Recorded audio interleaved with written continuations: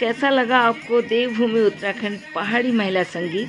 तो ननद रानी को और उनके परिवार को, दूल्हे राजा को, सभी को ढेर सारी शुभकामनाएं, बधाई। अंत में देवी के भी दर्शन हुए, आप देख सकते हैं। बहुत ही खूबसूरत गीतों पे सबने एक से बढ़ के एक डांस किया। अच्छा लगा तो एक लाइक कीजिएगा। अगर नए हैं चैनल पे तो चैनल को सब्सक्राइब कर लीजिएगा। एक दूसरे को शेयर कीजिएगा। Thank you so much.